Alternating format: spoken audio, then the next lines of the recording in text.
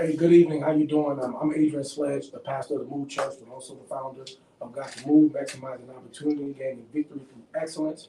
We want to thank you for coming out to our very special study tonight, because what we want to do as a ministry and as an outreach is be able to do different community events. Yes, we want to talk about Jesus. We want to help people get to Christ, but also we want people to be their best selves, no matter where they are in their life, because I believe that there's a special purpose for every person, regardless if they're a Christian, Muslim, or whatever. But tonight is a very special night. I'm happy and I'm ecstatic because I have some veterans here with me. And one of the things we wanted to talk about today was the benefits of being in the military. Also, we want to try to kill any stereotypes. So I brought some veterans and another one of our community leaders here. And we're just going to have a dialogue, honest conversation, to try to change the minds of helping some young people who have not figured out what they want to do in life, haven't figured out the direction and where they want to go. So what we're going to do first, we're gonna get right into this, okay? So what we're going to do first, hey, how you doing, Sarge? Okay. I'm going to have a seat. No matter where. Yeah. So, so what we're going to do first is for our audience out there. Yeah, While we're doing this, also, if you have questions, please type your questions. Our executive pastor, Veronica Sledge, she's going to be kind of picking up the questions and asking us or whatever. So what we're going to do first is we're going to go around the table. This is what we're going to do. So we can get right into this thing. We're going to do introductions. And how we're going to do these introductions? We're going to do name, military status, rank, years of service, and at least 2 reasons why you joined. So I'm gonna start off to kind of set the standard of what we're looking for. So I am Adrian Sledge. My military status is I'm Sergeant First Class retired from the United States Army. I completed 26 years of service, 10 active duty, 16 Army Reserve. The 2 reasons I joined the Army, because I had 3 kids before I was 18. I had to figure out how I was going to take care of them. And number 2, because I didn't know what I wanted to do with life, I needed something to buy me some time and take care of these kids till I figured out. So that was the reason why I joined the Army. So we're going to go around this way. Hey, well, my name is Madison Downs. I was in the Marine Corps and in the Army. I was an enlisted Marine, and I became the first Hebrew chaplain in the history of all the military services. I was in the military for 14 years, medically retired. I joined because we had some family issues where I had been abandoned. I needed to take care of myself. I needed to make sure that I could put myself in a situation where I could not only take care of myself in the future, get a couple degrees, do what I wanted to do, and build for myself a positive future. What was the other question? That was it. That was it? Yes. Thank you. Hey, good evening. My name is Shelley Hammond. I'm retired United States Marine Corps Master Gunnery Sergeant. A lot of people don't know that is an E9. I joined the Marine Corps because I was a single parent. I left college to take care of my daughter my junior year of college, and I realized I needed to provide a future for her. And I also wanted to challenge. I'd done Army ROTC while I was in college, and I just saw some Marine Corps movies and decided, you know what, that was the route I wanted to go. So, yeah, 22 years later. Uzziah Harris, I am the only non-serviceman here, so let me first say thank you for all of you for your service. My father was in the military, so I'm a military brat. He retired as an E7 in the military, the Army, and so we had an opportunity to grow up and be a part of that experience. We went to Germany, we moved all over the United States of America. I attended the Department of Defense schools, and really had a great opportunity because of the steps my dad took to get us out of a place called Rocky Mount, North Carolina.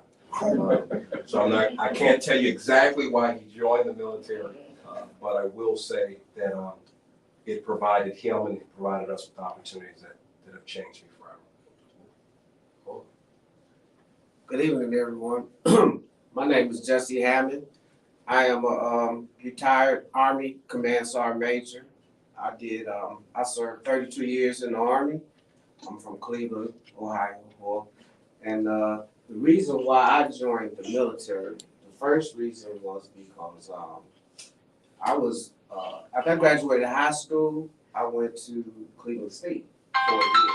and I was working construction. So I was studying engineering. I was a civil engineer, and we built a building downtown Cleveland. Once that building project got completed, they started laying people off. And since I was an apprentice, I got laid off. And so, one, financial. So that drove me to military and security because I learned early that even the engineers that I worked with, after we finished that project, they didn't know where their next job was going to come from because the company was a Turner construction company. And so they didn't know where it was going. And I was like, whoa, I might not want to do that. Then I had two partners at home, and one of them said, let's join the Army. So three of us came in. That recruiter got lucky. That recruiter got three of us. And I mean, it took us out the neighborhood because, of course, like I said, if you look up Cleveland and East Cleveland, the cities that I grew up, they weren't really healthy. And so it was a lot of jobs, a lot of money. And then the movie Stripes really encouraged me to come in because I thought that was the Army life was gonna be like. But sure enough, I mean, I really enjoyed it because it provided so much for me, you know, that I stayed for 32 years. So that's why. I'm Fred Sapp. I was a sergeant in the Army, E5. I enlisted, honestly, I grew up in the inner city, bad neighborhood. I will say I enlisted, I was voluntold is what we call it. My father was military also. Some friends got into some trouble. I got drug in because I was usually hanging around with them. Luckily I was sick that weekend. But my dad walked in the police station, walked me out of the police station into a recruiting station. So I was ultimately going to end up in the Army anyway. That was my plan. But I joined military to junior, senior high school. So. All right, and lastly, my name is Sergeant First Class Lewis, newly promoted. I've been in the Army for just over 11 years now. I'm originally from Allentown, Pennsylvania. I'm an artilleryman by trade, recruiter, at least until they let me go. My two reasons mainly coming in, this was not my first choice. I am a product of the recession. I was working for Boeing as a machinist. So mainly the job stability, which I couldn't find at the time, and travel, which luckily I was able to live in Germany for a while. So, since you're last, you got the first question though. Okay. So, listening around the table, the different reasons why we all had different reasons. When now in 2022, recently, why do kids come to you? Like, what is the major? I know some of the things you heard, but what are some of the various reasons why people come see a recruiter? All right, so as a recruiter, a lot of the things I see is mainly they are either looking to get out of what they see as a stale situation. Stuff is not getting better for them. They would like more for themselves, and we seem to be a clean, fresh slate ticket out of here. Along with that, we provide the best leadership that you can get without having to pay for it. We'll pay you on the spot. I mean, nobody knows what they're getting into until they're already in. They can only go off the hearsay that the pretty much product, regardless if you do one contract or do 20 years, it's phenomenal. It's unmatched. It's premier from what I've seen, especially versus people just going straight out of high school and universities. Question, and I'll shoot this with Brother Down. What is, if you look back over your career and look at where you are now, how did the military benefit you personally, from a personal standpoint? How did the military benefit you? Well, you know what? How did the military shape you? How about that? That's a part of it. Before I get to benefit, how did the military shape you personally? I think for me personally, because of my situation going in, before I went to Paris Island, I was already running like 10 miles a night. in Atlanta. So by the time I went to Paris Island and graduated, I graduated, undergraduate, went out to Camp Pendleton, after being a Geiger and get my M.O.S. It set me up in positions where afterwards, for example, while I was working for, I was a 4421, which is a legal beagle, a paralegal, right? So I had time after work. So what I did was I played football, for the Marine Corps All-Star team. What that did was it set me up to be recruited in college. There were several of us that played for the Marine Corps All-Star team, myself, Mike Anderson, a couple other guys, got recruited to play JUCO. Then I ended up going to San Diego State. Mike went to Utah. He ended up playing for Denver. I ended up playing for Kansas City. So it just put us in positions where we could make a difference. And then, after football, I decided to, go back in the Army, and I took a direct commission, right? After Howard and all that kind of stuff. And what that did was it put me in an area, working at Fort Belvoir, just in this Washington metro area, where it set me up to really get into education. Where I was able to get jobs working, whether it be as an adjunct professor or working in the inner city in the Southeast, and then ultimately set me up to be able to run for Congress. So it put me in a position where I could meet people and just gave me the opportunity to build upon my reputation. Obviously, get the education that I needed in order to stack what I needed in order to make myself marketable. And it gave me a lot of good life skills and core values that I still live by today. So. And I'm glad one of the things Brother Down said to all you athletes out there who had dreams, weren't able to get scholarships to college because basketball. And I think one of the stereotypes a lot of young people don't know that there are sports teams in the military. They're all Army teams, all Air Force teams. If you're that good, you can go into the military. And actually, there are individuals who have been drafted to pro sports because of what they've done in the military. So if you are a basketball player, a track star, they do have. Matter of fact, if you box, I was stationed at Fort Carson in the Army boxing team, so you could be on, and that's your job. Your job is to go train in boxing every day. So I'm glad you kind of, because that wasn't even on my list, the question, but I kind of brought that out and how that helped you out. So if you're an athlete, you do not have to give up your athletic dreams if you go into the military. I'm gonna ask Brother Fred, how did the military shape you or benefit you from a personal standpoint? From a personal standpoint, I think, and I've shared this point several times with different people, especially when I was running for town council. When I joined the military, like I said, I ran with a group of guys. I mean, you can call them a gang, call them a group of guys, call them whatever you want. They're a bunch of knuckleheads. I joined the military. 5 of them ended up going to jail for what they had done, and 2 got into drugs.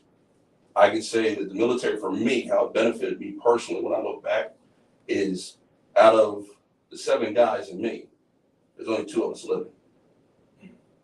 Okay, everybody else has found a way either through being part of the prison system and not knowing how to get themselves on the right track, or getting into drugs or combination, and found their way to an early grave.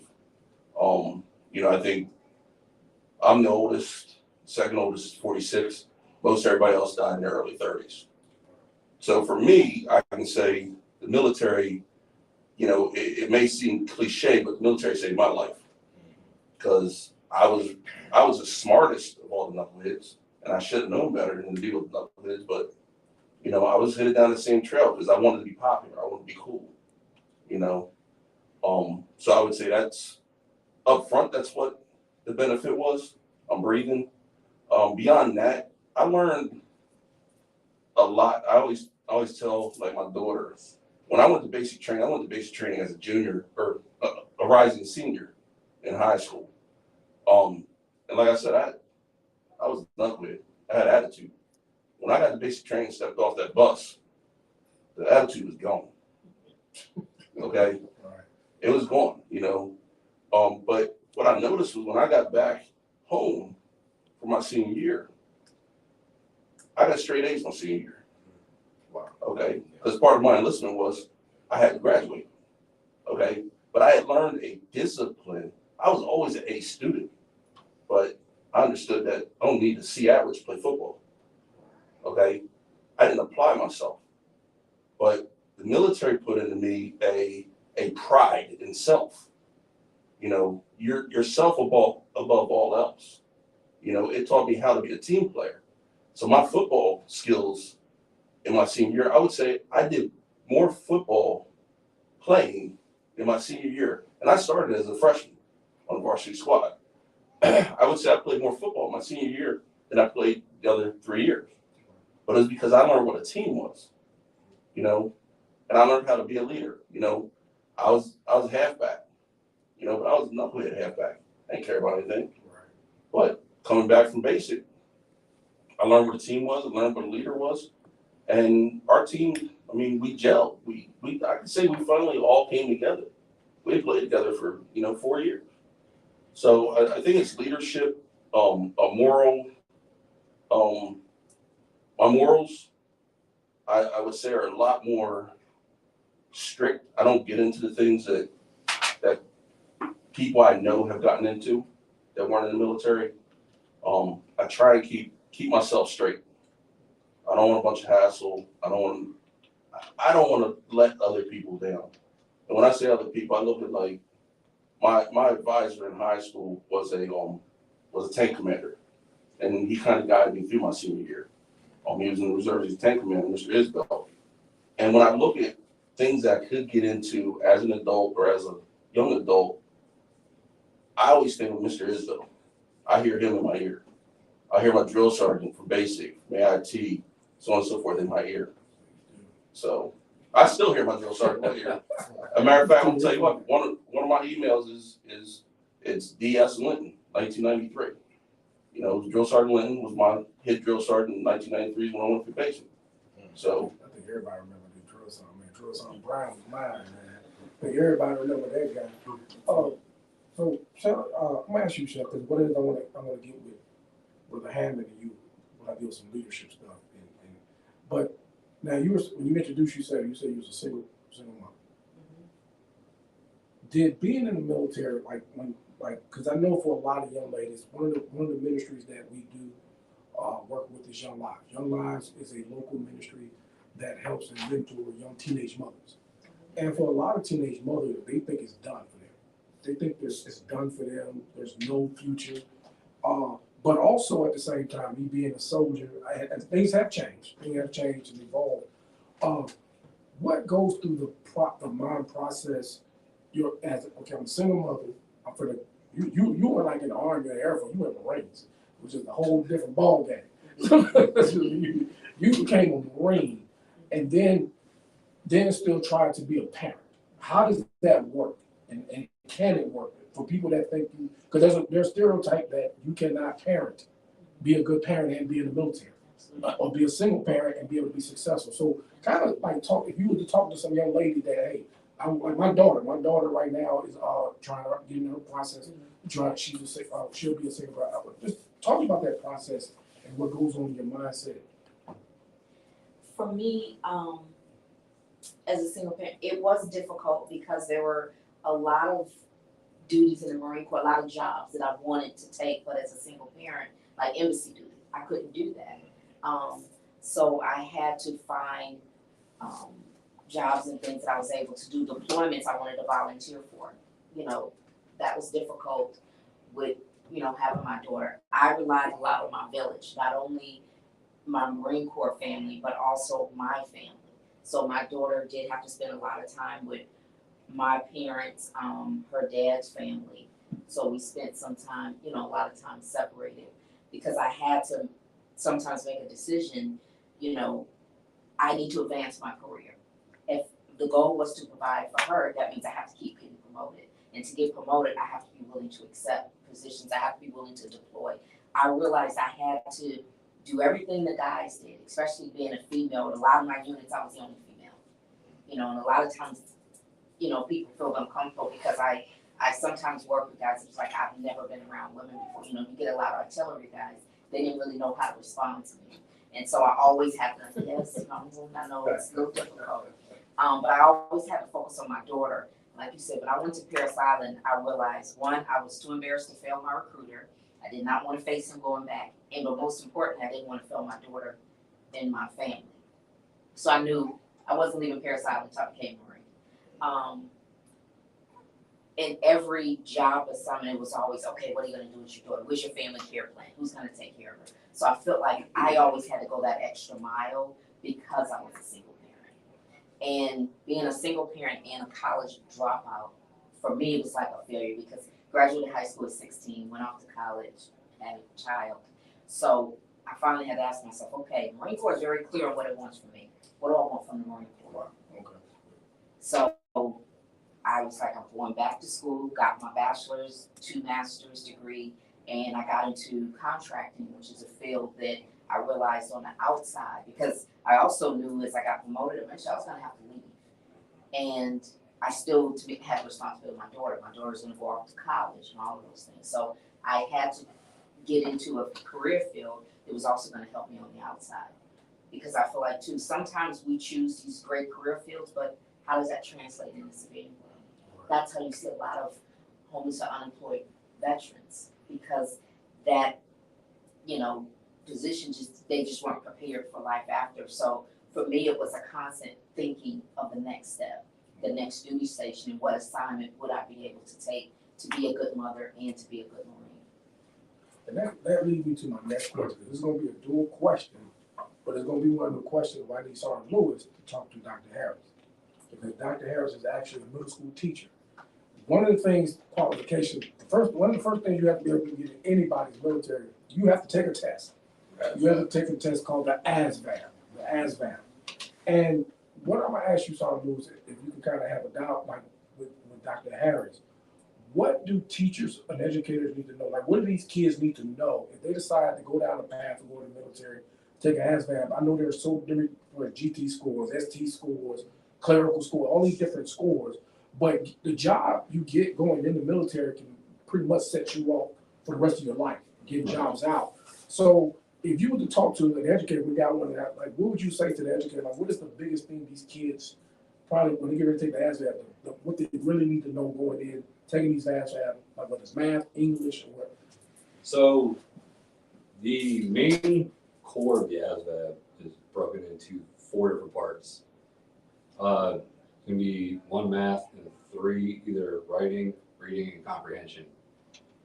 There are, after that, there's 6 other subjects in the ASVAB. All right, and each of those are going to kind of be what excels for you. That's going to be what your scores for your ASVAB is going to push you to, and pretty much make you qualified for a said job or field. But without those 4 parts, the reading comprehension is the biggest thing that we've seen to struggle with, along with anyone that, let's just say they've been out of high school for more than a year and they haven't used their basic algebra, they're going to need a refresher every time. There's the few and far between that can retain the math. Reading comprehension has to be learned. Poor habits will create the ASVAB to be a monstrosity to get past. So.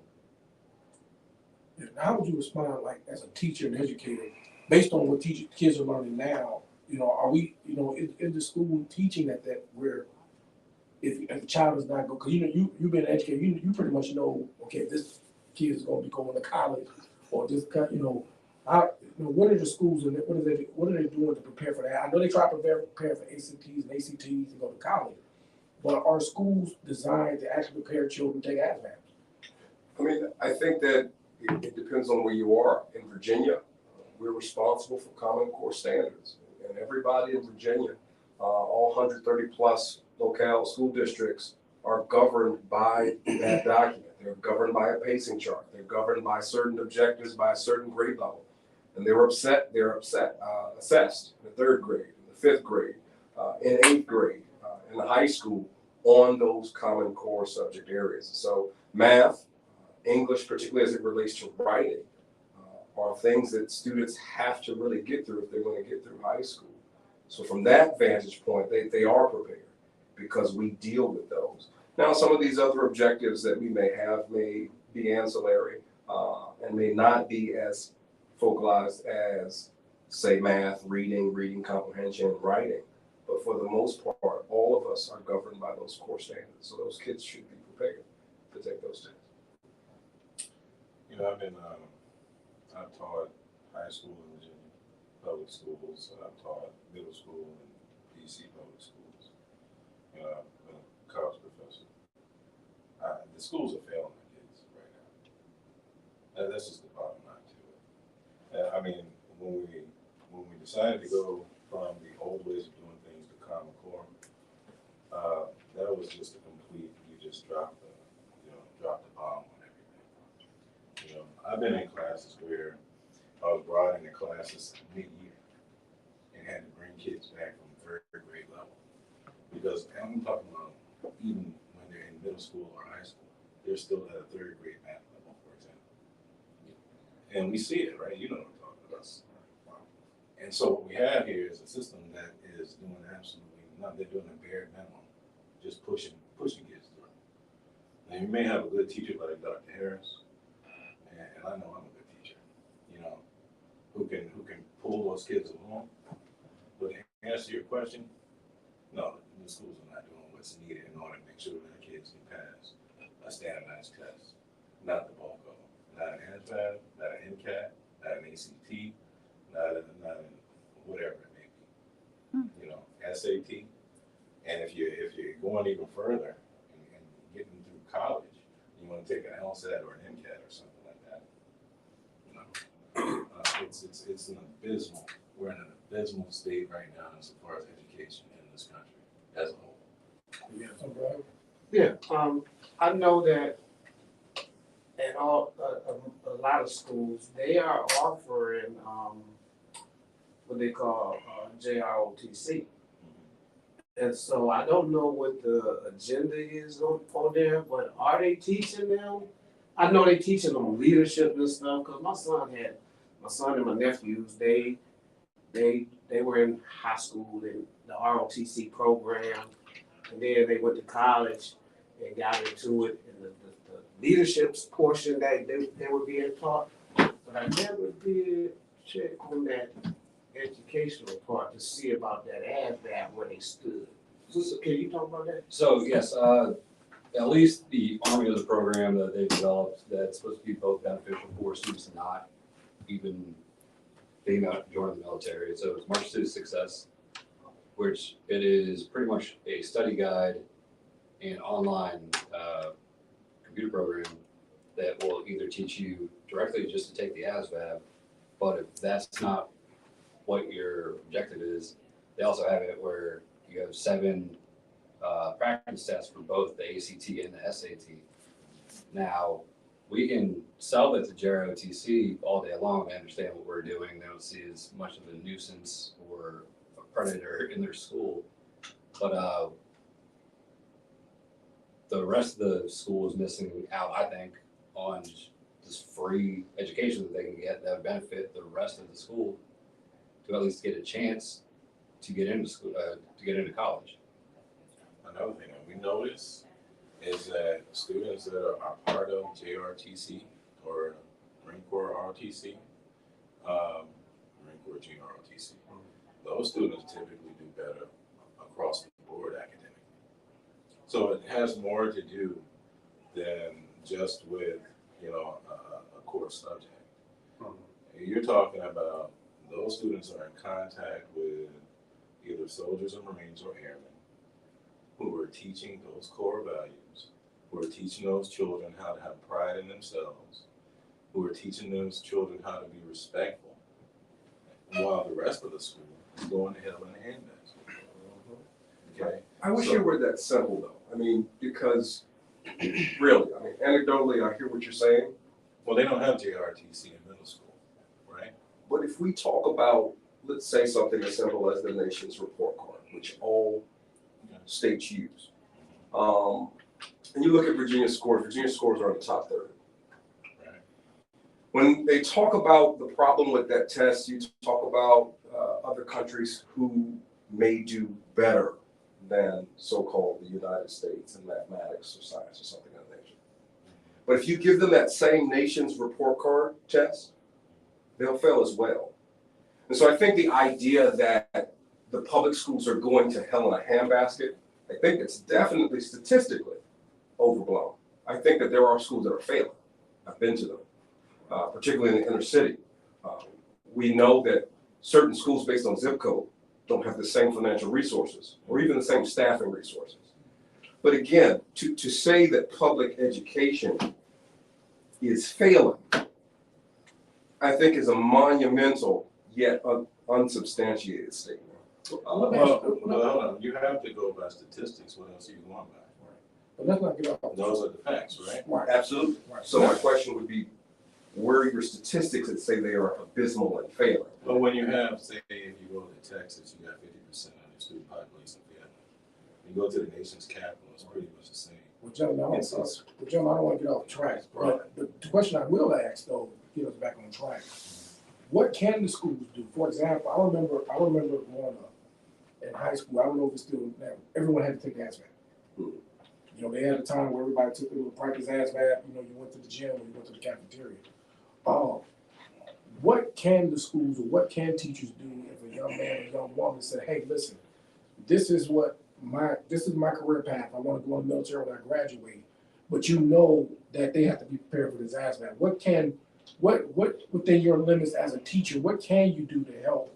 Can schools put something together, study groups and study halls and stuff to focus on the ASVAB? But Brother Downs, he actually spoke on it. You don't have ROTC in the middle school, and maybe an ROTC equivalent in the middle school. Some leadership mentoring component would work.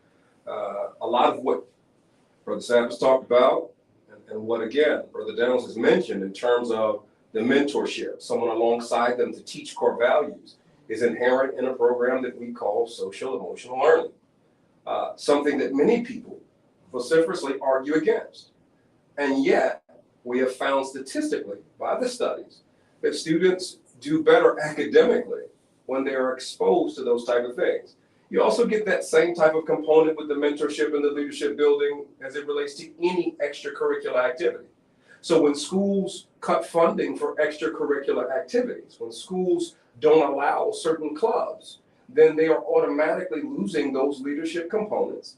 They're losing those programs that teach core values, and they're putting students at a disadvantage. And so, yeah, we could do a lot more. But then the question becomes, how do you fund it? Are you willing to fund it? Are you willing to tax more to fund it? Your schools in the northeastern part of the United States do a little better because they have taxing authority. In the Commonwealth, you don't have a taxing authority. The school board can't tax anybody. And so they are beholden to their local municipalities to give them the funding they need just to have educational programs that serve our kids. So I'm gonna kind of change gears, and I wanted to give a Brother Hammond, because I'm pretty sure, sorry, maybe you got at least 30, you said 30? 32. 32 years. And then so I'm losing these 7, I got 26. As far as, you know, I know we've seen, as far as the military, a lot of people believe that, and some young people believe, have been told, they don't have the discipline or they won't make it in the military. And being in 26 years, man, I done seen kids that you would be in the military become great NCOs, become like outstanding NCOs, man, coming from the gutter, myself and other individuals being to be successful. What can a young person expect when not after basic training, after they get done with their basic training and all that, what can they expect when they get to their first duty state, the type of leadership? Because you talk about they get leadership for free. But talk about now when we talk about how you progress, but how a soldier coming from day one and just watching them progress as you lead them. And I know you've been a sergeant major, that's what you do with soldiers. So kind of talk to young folk about what they expect through their career, how their career progression, that what you were like when you were 18, you're not going to be, once you get a good NCO, you're not going to be like that when you're 30. You know, that's pretty good because I came in Because y'all are the 19. babysitters of the Army. Right. So I came in at 19, and like I said, I went to college for a year. So even in that year at college, I was still out there just running around trying to figure out what I want to do. But spending 32 years in the military, that's more than half of my life. That's the majority of my life in the military. So I came in a very young, undisciplined person, you know, and I was looking for guidance and direction, you know. Maybe not my first couple of years. I was still a little rough on the edges, you know, but once I started getting promoted and looking at the possibilities that exist with the promotions, I started getting more focused. Plus, I started getting older. I started maturing. And so, you know, as long as you're maturing and you have that mentorship, that leadership, because you're going to, no matter where you go, if you're at the bottom of the pole, you got somebody at the top telling somebody else what to do, tell somebody else what to do. When it finally trickled down to you, you got to do it. And so that's what motivates you. And so I always tell people this, you know, no matter what you do in life, you're going to get out of it what you put in, period. And that's attitude. You know, your attitude is everything. If you come with a good attitude, because I've always believed that there is no such thing as a bad soldier, a bad sailor, a bad Marine. You know, I didn't believe that they were bad, but I did challenge the leadership. Because I thought the leadership was supposed to be responsible to fix those young individuals and put them on track. Because there's two options. Either I'm going to fix you or I got to send you back to where you came from. That's a good point. Because basically what you're saying is that in a young person, we don't care where you came from in your past. We're not looking at you as a bad person. We're not. And you're going to have an opportunity to shine in the Army because we're going to see the potential in you. And you being a senior and saying, congratulations on your promotion. And kind of, you know, you might want to talk. One of the things that benefited me is for you talking about the leadership, pay for leadership. And I'm just going to be honest with you. I am not that anointed. Okay, I'm not that anointed as this pastor anointed or whatever. The bulk of my success of being a pastor is because of the leadership schools that the Army provided for me. You do not get promoted without being taught. But you're not just thrown in a position. They spend a lot of money. The military is a well-oiled machine. You go in there, I always say a caveman can do it. A caveman can go in there and be the greatest soldier. And I think my non-commissioned officer, NCOS schools, all those leadership schools was able to develop me, teaching me how to communicate, teaching me how to lead, teaching me how to be an active listener. All those skills I use in my pastor. The things that the seminary doesn't teach you, I was able to have a smooth transition in leading churches. So when people say, hey, Slant, you're doing this, it's not because I'm not that anointed. I have to give back to, hey, I was in the Army, I was a sergeant first class, I was a leader. So I know how to manage people. I know how to move people from left to right, get people to believe in a common goal. So how has some of these leadership training, like from the time you came in, and going now, you being E7, I'm sure you're going to get ready to go. You haven't been to MLC yet, right? What's that? You haven't been to MLC yet? No. Okay, but look. Just got picked up for 7. So the leadership school that we have, you can't pretty much get promoted until you have met a few different blocks that will qualify you to even move up. So you learn worst case scenarios to deal with, how to deal with it, where to reference it. You pretty much are critical thinkers at that point, critical problem solvers, everything you can do. But coming in though, everyone will, at least what I saw, everyone was treated the same way, like they knew nothing. Until we found what their knowledge base was. And then just given off of what was displayed, more responsibility will always be added to that. We'll take introverts and put them in front of large groups of people and have them lead from the front. We will take anyone out of their comfort zone and just make them excel. Trial by fire all the time. And at least 2 of you in here have been at the top of an organization. So however you got there compared to how you came in, you've rose to the top. So this is something I'm trying to aspire to do, and I'm learning as I go. And it's something I didn't think I had in me when I first joined. And I joined at 21, so I had a little bit more of just real world experience compared to the rest of the people coming in. I've had my own job, I've paid taxes before, and I've been fired. Like it's a lot of the younger kids coming in don't know what to expect. It scares them, and a lot of them will try to disqualify themselves before they can come in, just due to doubt.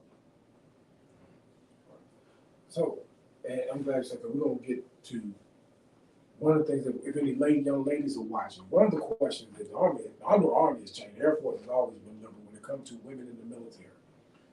And you get questions, can I wear my wigs? Can I wear my, hey, this is some serious stuff for some people. Can I wear my makeup? Can I wear earrings? There's so many different stereotypes when it comes to what women can and what they can't do. And it has evolved. I know, I'm telling you right now, it has evolved. Yeah. I remember women couldn't even break corn with their hair. So it has evolved. The Air Force, I think the Air Force always kind of had some, they were a little bit liberal, but I think the Army and the Marines, man, they were strict. But now they can wear fresh tip nails. They can wear ponytails. They can wear ponytails, carry on. Now I will say this to all you old school soldiers, get over it. All you old school, get over it. It's a different army, different military now. And so kind of talk about when you came in compared to now, like how the military has evolved when it comes to women and their appearance. Because a lot of young girls want to know this. They don't want to. I've seen a lot of Facebook groups where it's like a little uneasy. I mean, I try to explain to them that we joined the military because we wanted something different. We didn't want to be a civilian. We wanted to be a military person. So I do sometimes question some of the changes that they've made. I know, you have to make change and you have to be lax, but I feel like if you want to wear your hair, do your nails and everything like a civilian, then maybe a civilian would be a little better for you. But I think we have standards for a reason. And if you ever have to put a helmet on or whatever, I mean, you have to think about that. I remember deploying, and like you said, there was people that tried to wear wigs, some of the Air Force people.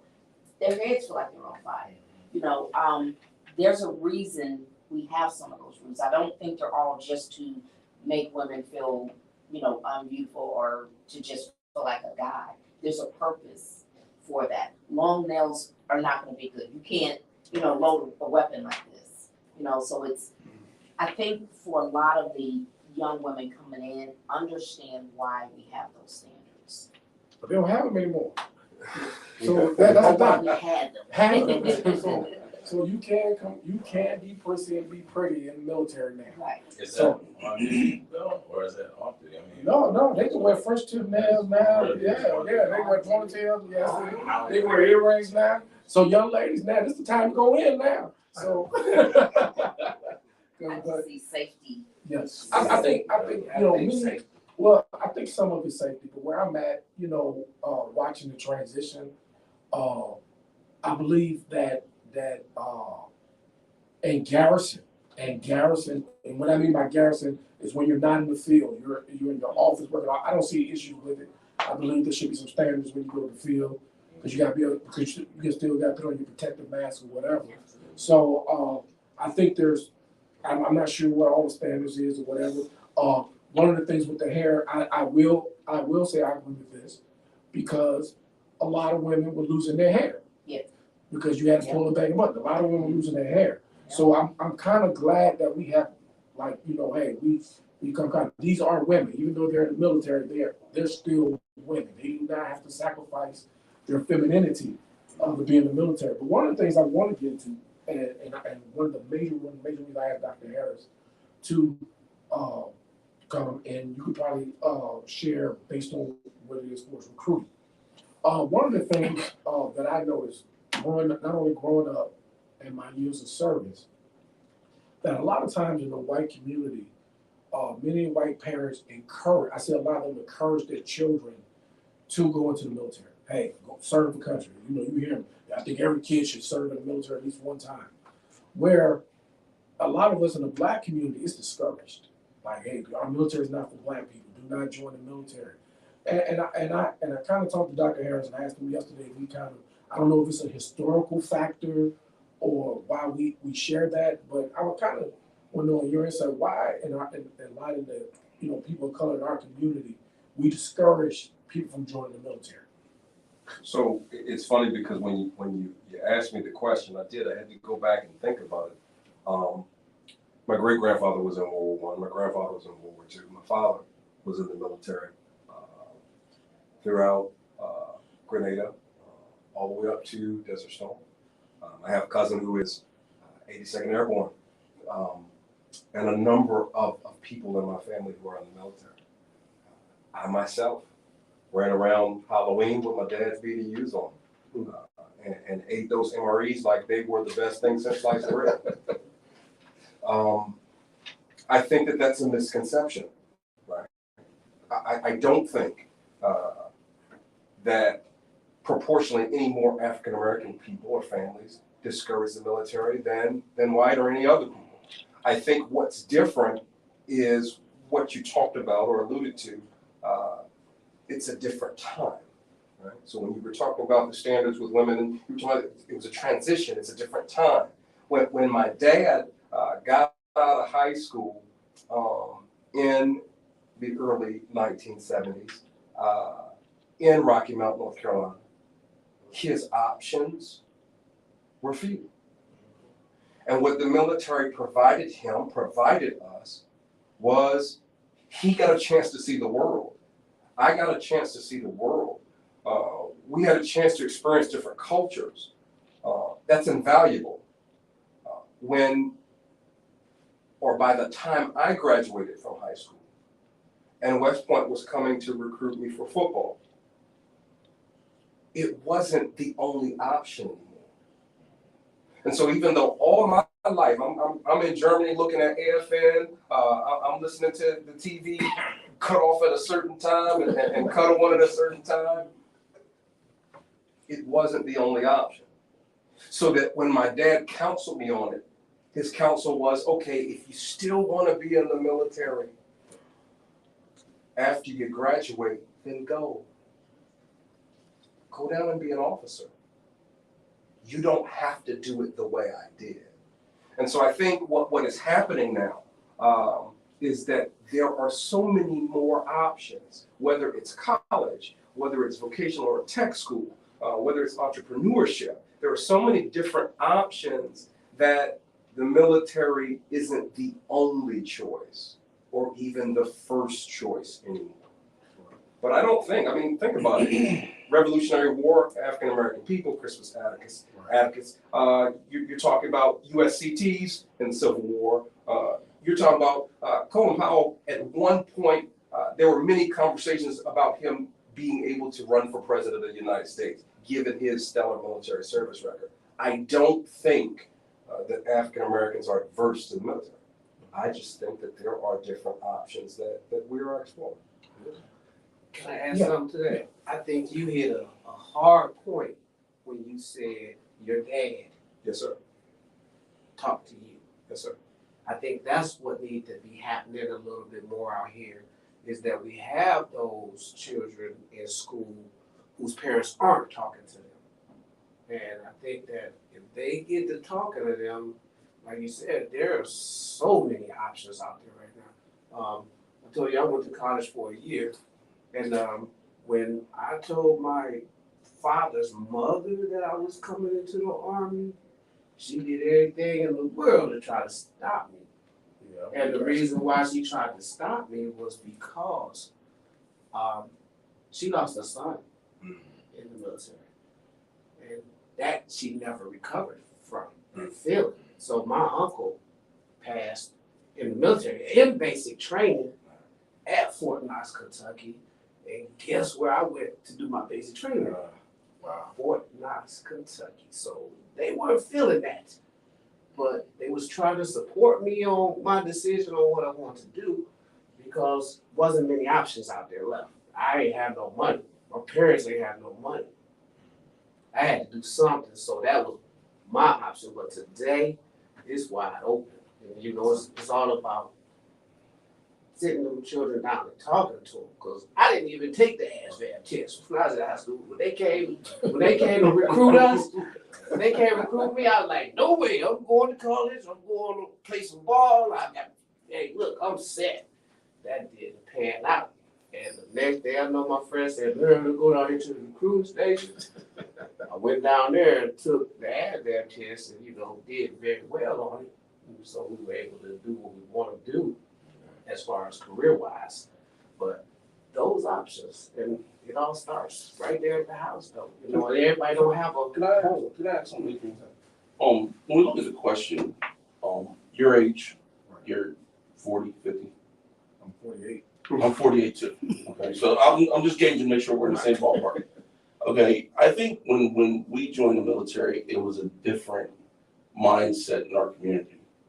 I'll give you an example. Like my father, he was, he basically retired from the military and died 3 months later because that was his life.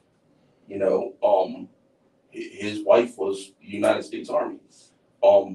But even when I enlisted and he was there basically twisting my arm to do it, prior to me being in a police station, he had told me, don't join the military. It's not for us. Okay, you shouldn't join the military. It's not a place we go. And one time I asked him, because I have Uncle Rich and Uncle Charles and my dad all served in Vietnam. And the rationale when I went to my Uncle Charles. My Uncle Charles is a level-headed dude, very white voice, and he just talked to you. He didn't tell you what to do. He led you where you needed to go. So I went to him after I got done with my Uncle Rich and my dad, and he's like, "Dad's right." He said, "But here's why your dad's saying what he's saying." He said, when we were in the military, we were chattel. He said, they put as many of us out there as they could, and it ruined us as a community because we felt as though we were being put on the front lines to be targets, to save somebody else's son or daughter from being out there.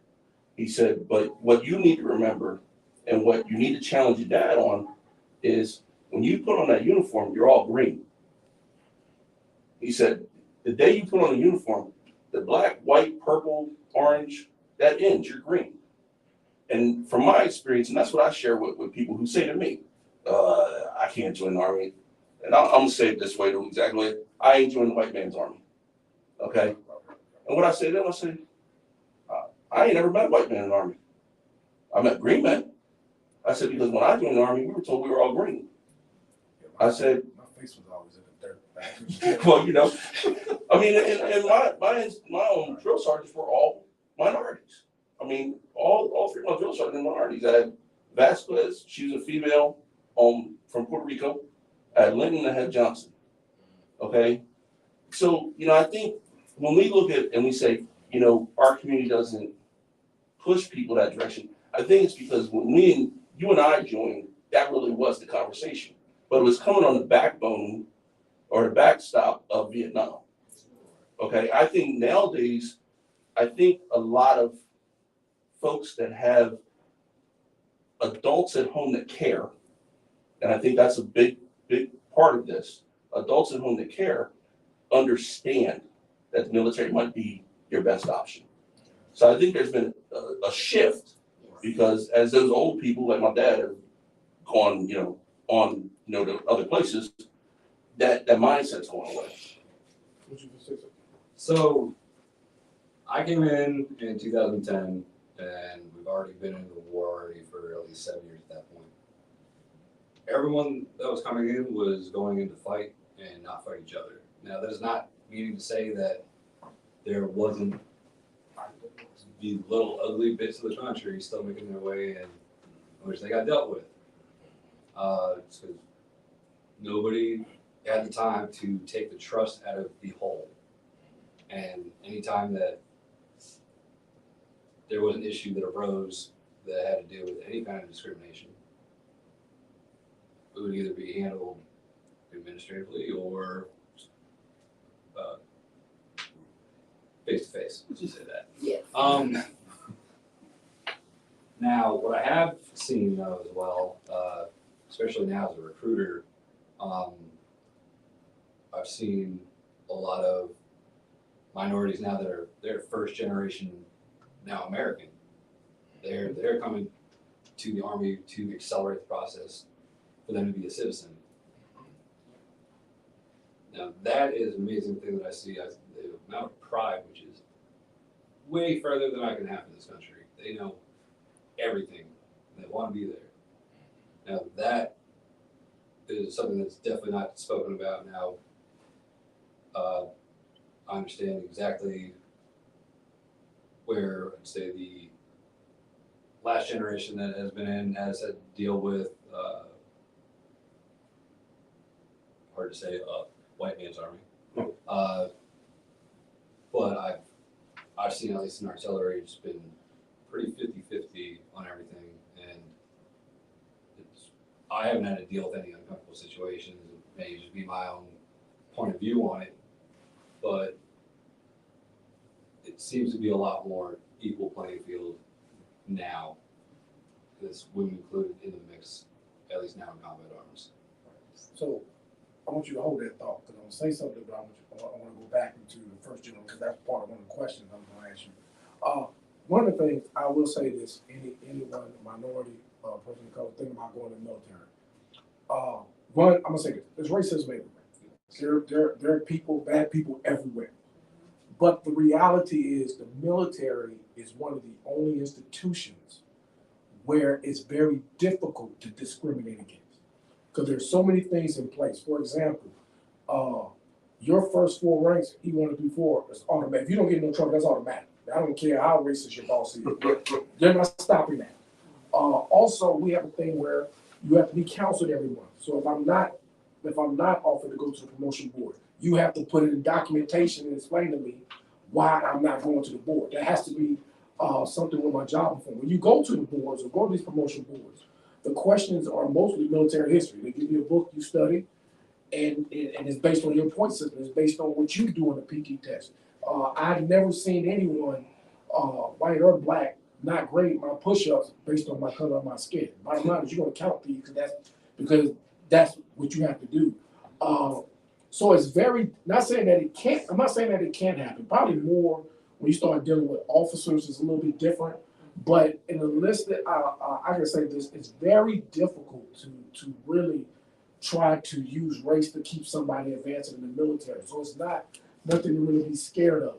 But I do, but you mentioned that was one of the things I wanted to ask. You saying my first generation, and one of the things I met, individuals from, whether it's Puerto Rico or Africa and stuff, that would join the military to get citizenship. I'm not sure, I never knew how that works. So if somebody's a first generation here or trying to get citizenship, how does that work? How does that work? So the sum up is pretty much is easy for everyone to understand. All right, so whoever's trying to apply to enlist is already at that point has applied to be a citizen. Now there's usually like a 3 to 5 year wait on which they're going to sit in status with their visa. Now, once they've completed basic training, their process goes from however long it was supposed to be to about a 2-year window. So it's going to be a lot of the privates and lower enlisted that we've had ceremonies for that they are now Americans. They have arrived. Now, do they have to go active, or can they do that through a reserve status? They do it in reserve as well. Obviously, I think everyone should go active. That's a recruiter coming out. I agree. Everybody needs at least 2 to 3 years. But they have to have their green card, correct? Yes. So they need to be in the process of, just anywhere in the process basically of coming in, but,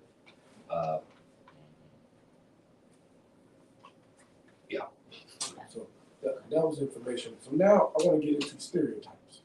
Stereotypes of why I don't want to join, the stereotypes because some of us watch too much TV.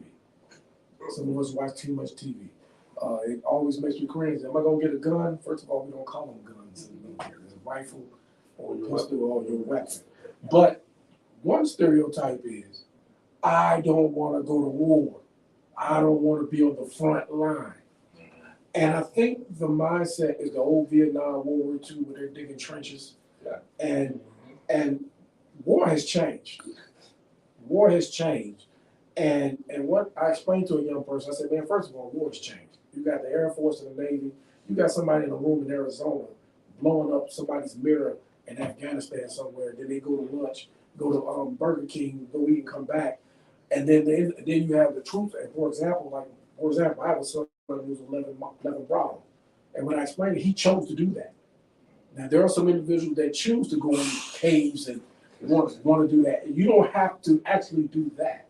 Deployments are, but here's the thing, deployments are a possibility when you serve in this country because you're getting a lot of benefits to do that.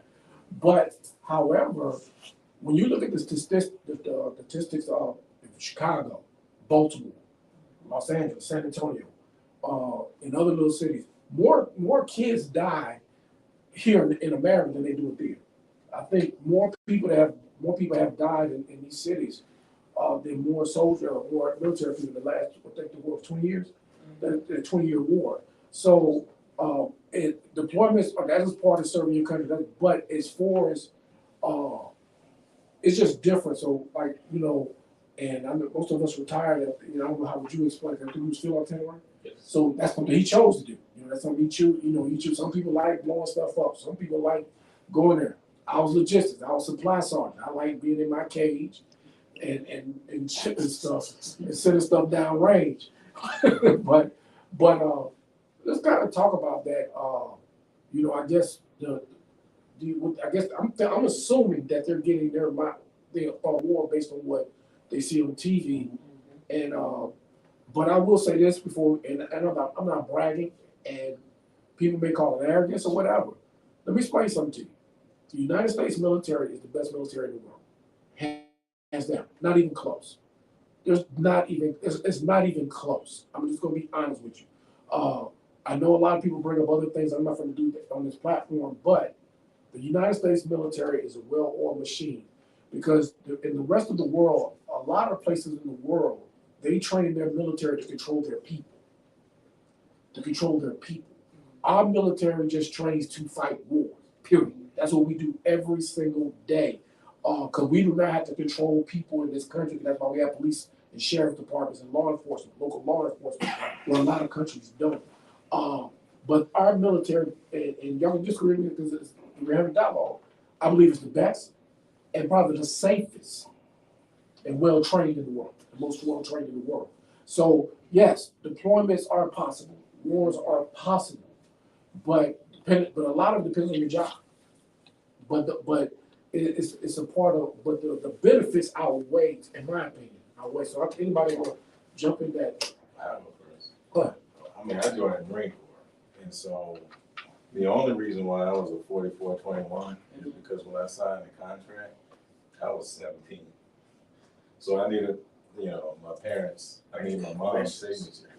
You know what I mean? So, but I grew up in an era where we were watching Rambo and Commando and stuff like that. So that's what I wanted. You know what I mean? And I wanted, if you talk about stigmas, and I know we're gonna probably have some rivalry here. I mean, everybody knows the Marines are the best. And so, but Rambo and Commando were armed. So that's what I wanted to do, And insofar as safety, I agree. The better trained you are, the more safe you're gonna be, no matter what the danger is in the situation. There's always a chance that anything can happen. We know this, but training saves lives. So, Training is a part of any military, whichever one you join.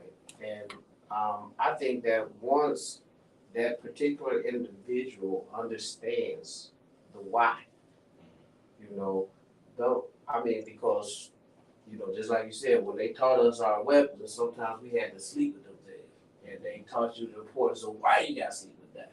When they put you in that gas chamber and you had to put on that mask, I'm telling you, coming from the streets, I ain't never thought I would experience no gas chemicals like that. When I hit that doggone gas chamber, I was like, man, what I just signed up for? I was like, that movie Stripes ain't show me all this. But it was good. I mean, it was fun. I'm trying to have fun. But the reality of it was, and again, some things don't sink in. It's almost like a good joke. I can tell you a good joke and none of y'all laugh, but about 5 minutes later, y'all can't stop laughing because you got it. You don't initially get the intent, you know, and that's comes with age and maturity. You know, as you mature, you start thinking about it. I mean, you know, because when you think about a young person coming in, regardless of what service they are in, they have to understand what their mission is. And when they don't understand what that mission is, I can't understand why you keep telling me to paint these lines. That ain't got nothing to do with what I'm supposed to be doing. But it's discipline. It's all about discipline because now when I tell you to do something, you won't second guess why I'm telling you that. You know that I'm telling you for the benefit of all of us. And you gotta buy into it. You know, it's like a mortgage. You gotta get everybody to buy into it. And the only ones they're gonna buy into it. You say that those individuals that's coming in today, let them go to Fort Bragg. They still gonna be doing the ruck marches, even though you said we got the Air Force and everybody else out there. You still putting that pack on your back, and you still get ready to hook, and you gotta do it in so many hours too. You know, those requirements are always gonna be there because they're there for a reason. Right. You know, I would set you up for failure if I don't train you properly. So I gotta put my time in to train, and those that I would be out here in recruiting and getting their interest in, I would just show them the fun side of that training. Here you go, you know, because they done came up with so many video games and everything else to capture, because you gotta change with the times, but you still gotta have a standard. You gotta hold them to that standard so that you can make sure if they leave out this country, they come back to this country. Can you repeat the question? So basically, like I said, one of the stereotypes, like we're talking about stereotypes, that, you know, a lot of people, kids say, I'm afraid to go to war. And like I said, you know, that those are possibilities, but I believe that many kids die here in this country. But, so that's one of the stereotypes. And also personally, that was a fear initially for me, but once I went to basic training, learned my job, and I got confidence in my job, it changed my whole mindset because that team, I'm not gonna let, one of the things I do regret, that I never had the opportunity to, even though I volunteered, I never had the opportunity to deploy. That always bothered me. I didn't, in 26 years, I never had an opportunity to deploy. And, but I sent That's what soldiers you call over. 1%. But I trained, but it made me feel bad, but I trained, because they had me teaching and training soldiers to go over there. So I was here, mobilized stateside, sending soldiers. So, but it's just something that compels you to want to do service, not only for yourself and for your fellow soldier or whatever, but also for your country. Yes, we have some issues, but it's worth fighting for. Our Constitution is worth fighting for, and I believe that. But when you have individuals that come to you, recruit, I'm scared to go to war, how do you ease that? So, just like you said, we explained that there's an inherent risk everywhere. It's just they're already used to doing all these things that they're not counting as a danger. Driving a car is simply enough. You're only in control of your car, and you can only see so much of a field of view. But once they get comfortable in that car, they don't feel danger anymore. Same thing with the military. So it's just, again, it's gonna be that training, the muscle memory and the repetition that gives them the confidence to not be afraid of that. But again, it's the unknown of what their daily life is before the military, because they only know what they've seen in movies or stories. And oddly enough, some of the worst times I've had have been one of the most memorable experiences I've ever had. So there's a selling point to just kind of explain that everyone's at risk everywhere, and that you're more in control if you're training how to do it. It's one of the few stigmas that I believe come with this. So I think I was like the major stereotype. I think you kind of killed the other stereotype. The other thing, and before we're gonna close out, we're gonna talk about some qualifications and whatever, how they can reach you. But one of the things I think that also the military does that's huge, that is so huge, and I think many of us benefit, is the education. And you stop me if I'm wrong. So I know what I remember is that even while you're in the military, so you can qualify for GI Bill, post 9/11. When I came in, it was GI Bill and the Army College Fund. You remember that? Yes, sir. But also, while I was in the military, I got 100% tuition assistance. I know people that have gotten PhDs, master degrees, with no student loans. No student loans. One of my neighbors, he had 4 brothers, and they all wanted to go to college, but knew their parents couldn't get them in college, so they all joined the military. I have 3 kids that have graduated college because it was their stepfather, my military benefits to go to college and get their degrees. From an educator standpoint, I know when you're getting kids to fill out scholarships or whatever, and trying to figure out how they're going to college or whatever, how do you feel as an educator? Because I know you've been as a dependent, you benefited. I know from a dependent standpoint. But people say, "Hey, I want to go to college, but I want to go to the military to be able to do it." Because I don't know, how do you encourage that, or how do you, as a teacher or educator, how do you see that people go to the military for college and getting their education through that? So, I mean, 4 plus 1 is 5, 2 plus 3 is 5, 0 plus 5 is 5. Right? There are many ways to get to where you want to go. And for me, as an educator, I think whichever way you can go to get there is good. Again, I stated, I know for a fact, my socialization is in part because my father was a serviceman and because we went with him from the Fort Braggs to the Fort Carsons to the Fort Ords to the Frankfurt Germanys, right? Much of my perspective as it relates to this Constitution and this country is filtered through the lens of being part of a military family. Because when you get over to that host country, no one's talking about race, we're all Americans. And so I encourage that. If that's something that person wants to do, then yeah, I'm all for it. Because I believe, having experienced it to some degree personally, in the benefits of the institution. So yeah, I'm with it 100%. And it provides people with a lost art, right? The art of service. I think that we have lost, I think many of us take for granted what all you guys have done over the course of your lives, and that's serve. Many of the freedoms that we have, they weren't earned without sacrifice.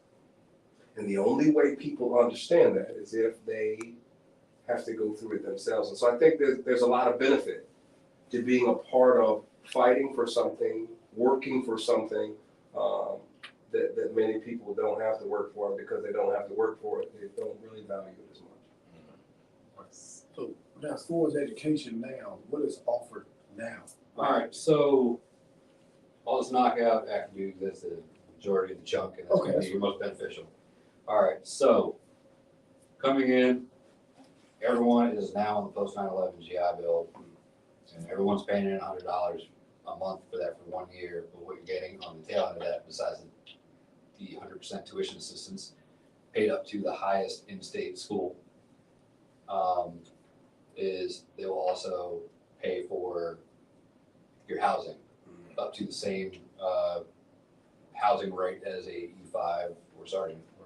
Now again, the 100% tuition rate, that's going to be for 36 months of school. So basically, if you're coming with nothing, a bachelor's. On the reserve side, now the benefits aren't as great, but with part-time work comes part-time benefits. So they're coming with a $14,500 assistance towards their stuff. Now, a lot of the colleges in the states that are Yellow Ribbon affiliate will usually bridge the gap on that. So that's been a big thing to be like, hey, you need to do a little bit of homework, but it's still possible to reap all the benefits of that. Now, what they do have on active duty though, which is going to be, if they take advantage of this, is while you're in, the Army at least will pay up to $4,000 a year for tuition assistance. It does not need to be paid back. It does not come out of your GI Bill.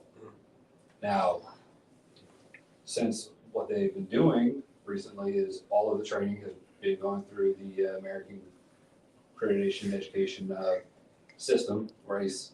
A lot of the training that we get gets transferred into being equivalent to lower level credits. So your 100 and 200 level courses, a lot of that will match it with what we've done. A lot of it's going to be your communication management or just basic math requirements for at least an associate's. Top that with all the tuition assistance that you can use before you get out. You may go get out with a master's before you touch a GI Bill. There's ways to do the military right and come out on top and out of debt. So, and I was able to take advantage of both on active duty and military side for the benefits. Matter of fact, I got an associate's degree in military technology. I can't even tell you what that is, but I had enough military thing. They gave me an associate's degree from Plastic Tech, and I was proud. And I was able to use both, and also the reserve had what's called student loan repayment program. So there's a lot of opportunities to go to school in the military. And one of the advantages that you young people have that I didn't have. I came in '93. It wasn't no online school, so I had to try to figure out a way through my work schedule to go in the field and go to a class on Saturday. Where now there's so many different schools that are Yellow Ribbon. There's so many different schools. American Public University, American Military University. There's where you can go online. So really, if you want to go to school, then and now they let you take your cell phones and your laptops to the field with you too. So I'm just telling you, it's different. So whatever you can be successful in the military if this is what you really want. You can still get your degree. Like I said, I have a good buddy of mine. He's working on his PhD because he got 2 bachelors and 2 masters. And then what he did was he that's another thing. You can transfer. I don't know if you can still transfer to your dependents. Yes. So you're able to transfer the GI Bill to your dependents. So if you already got your education, they pay for it. Your kid want to go to college, you can send it. And then also every state has their own benefits. I'm a Texas veteran. The state of Texas had what's called the Hazelwood Act. I had a daughter just graduated Prairie View A&M off the Hazelwood Act. So there are some different things you can actually do. Go to school, fulfill your dreams. Do it. One enlistment can change your whole life. So the last thing we're going to do before we close out is, it's a 2-part question. I want to kind of give, what are some of the qualifications to get in the military? I know you look for the Army. I know every branch is different. And what if I got in trouble? Yeah, what if I got in trouble and I still want to get in? So we're going to. So with every incident comes all the stipulations and the backing behind that. And as long as they can be justified and they are taken care of and you are done with everything you are owed to the courts or the states, majority of the time, we can work with you. It's not a guarantee, but we can try. Now, on the health side, which is becoming a huge issue for all the branches right now, is that the government has employed a third-party medical contracting team, which they can pull all of the medical records, so there's not going to be people hiding pre-existing things. So all the asthma and ADHD people, all the inhalers are coming out of the woodwork, and now they need to provide all their, at least doctor records, pharmacy records, and or anything, at least need to prove that they're no longer needing what they may have been prescribed once upon a time. Those two things are going to be your make or break for joining any branch of service. You have one question? Yeah, we have one question. Someone wants to know, recruiting wise, why don't they have some of the young men and women who've gone to basic training come home and go to the schools and tell the young people what basic training is All now? right, so hometown recruiting is what they'd be referring to. That's going to rely on two different things. It's going to be the station commander or whoever's in charge of each office needs to approve that, which we always do. The other approving authority is going to be whoever their training commander is. So whoever's in charge of that training unit needs to authorize and accept that there's a 30-day window in which nobody has hands-on accountability of, say, soldier, sailor, airman, or marine in between them graduating from their job school and arriving at their first duty station. So have liability issues, it's safer for everyone if they just go straight to the next duty station. However, the individual themselves also needs to apply for hometown recruiting. And a lot of them just want to get to where they're going, and they'll talk to everyone when they get back. So it's going to be a case by case on that. Thank you. But it does exist. Yes. It does. It does exist. Yeah, that's a 30-day thing, right? Yes. I mean, I did that after boot camp. So, They wouldn't let me. it was nice. And what is the age requirement? What's the age requirement? All right, so to join, or at least start processing, pending if you are a junior or a senior, is you need to be 1 month out from your 17th birthday. Now, again, if you are 16 and 11 months to just about to be 18, you still need parental consent. And that needs to be by all parties that are accountable for you. Can't have your aunt or uncle sign unless they are legally your guardian at that time. So that's it on the lower side of the ages. On the maximum side of joining for the age is going to be 41. Now, it needs to be 41 enlisted and already starting your contract, because the idea is you need to be able to retire at least within 20 years by the time you turn 62. Now, it's preferred that you need to be 39, and between 39 and 41, there's a waiver for your age, because at that point, you need to start checking for other things that your body may be experiencing. We have to check your heart at least up at M.O.V.E to make sure that you are fit and there's no underlying issues that may arise while you're running around with a bunch of 17 and 18-year-olds. And I think the last one was there for 3 minutes, because we would be remiss if we don't ask this. You mentioned retirement. So if I'm a young person, I'm 18, I join the military, and I know a lot of young people don't even think about retirement. They're thinking about right now.